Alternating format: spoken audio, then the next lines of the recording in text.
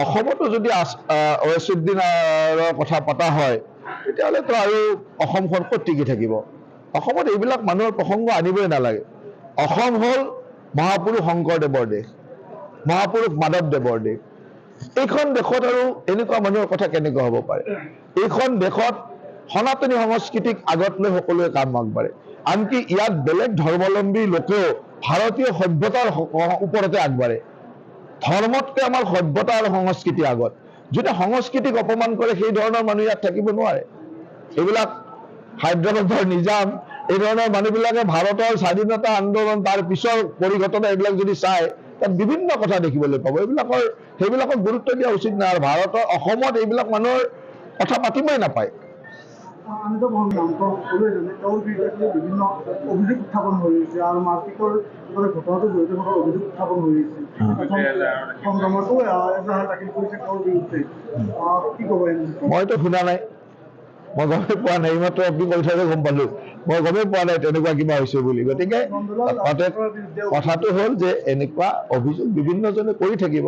দল সংগঠন যেতিয়া আগবাঢ়ি যায় তেতিয়া বিভিন্ন মানুহৰ আক্ৰোশ হিংসাৰ বলি হয় মানুহ।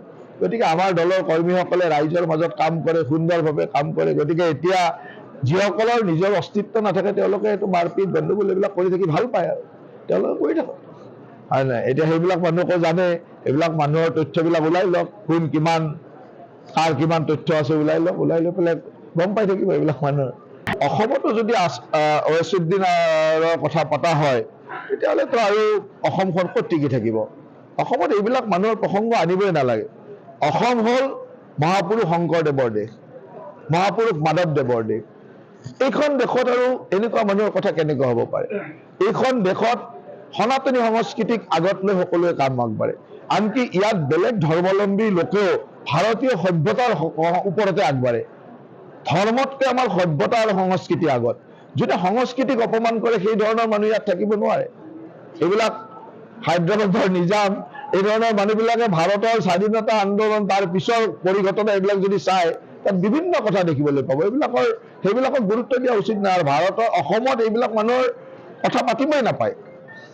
আমিতো তেওঁৰ বিৰুদ্ধে বিভিন্ন অভিযোগ উত্থাপন হৈ আছে আৰু মাৰপিটৰ ঘটনাটো জড়িত থকাৰ অভিযোগ উত্থাপন হৈ আছে। সংগ্ৰামতো এজাহাৰ দাখিল কৰিছে তেওঁৰ বিৰুদ্ধে। কি ক'ব?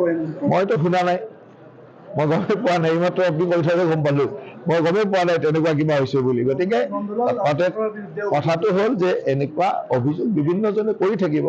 দল সংগঠন যেতিয়া আগবাঢ়ি যায় তেতিয়া বিভিন্ন মানুহৰ আক্ৰোশ হিংসাৰ বলি হয় মানুহ।